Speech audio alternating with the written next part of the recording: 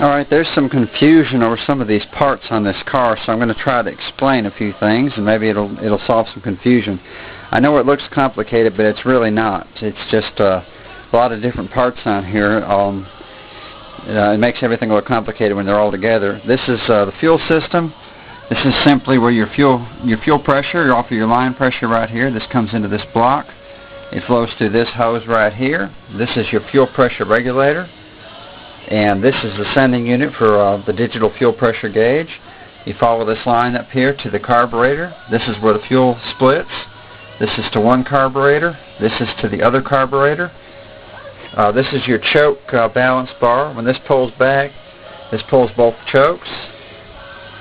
This is simply a linkage right here that ties the two cables together. These vacuum gauges right here are mostly for show. They really don't do anything. I mean, they work, but they don't really do anything. They're mostly for show. This right here is your separator can for your oil vapor separator. This separates out any oil to keep it from being pulled through the PCV system. I'm using the factory oil separator with fittings welded on, so I'm able to go to all AN hose. If you follow this up here, this goes to your PCV valve. Your PCV valve, I'm not sure if you can see it here, is on the back of the engine, just like the original. This is the oil filter right here. This has a remote oil filter because there's other stuff in the way. All this is these lines right here actually go to the oil thermostat for the oil cooler. I don't have the thermostat right now, so they're just sitting. This is the actual oil cooler. This is forced air. There's a squirrel cage blower in the under the fender corner, and it forces air through the silicone hose into this piece right here, and it forces it through the cooler. There's also another piece that sits right here on the back side, and a clamp for the radiator hose. It's not on there right now.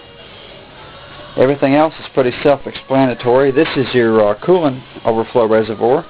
As you can see right here, this comes off. And it just has fixed lines going to the radiator instead of the rubber hoses. This is your power steering cooler on the front of the engine. I got rid of the loop, and this is the cooler that fits right in there. I don't have AC anymore, so the condenser's gone, and that fits in the space of the condenser. This is the power steering reservoir. This is the one I made from the canteen. As you can see, it works just like factory, with the exception of this. This is simply right here. This is one of the inlet lines that's not connected right now. This is the overflow, and these are the outlet lines. This is the outlet line going to the pump, and this is the this is where the actual power steering hose will connect. This is mocked up right now to see where the hose is going to sit. That's pretty much it for right now. Once you know where everything goes, it's pretty simple.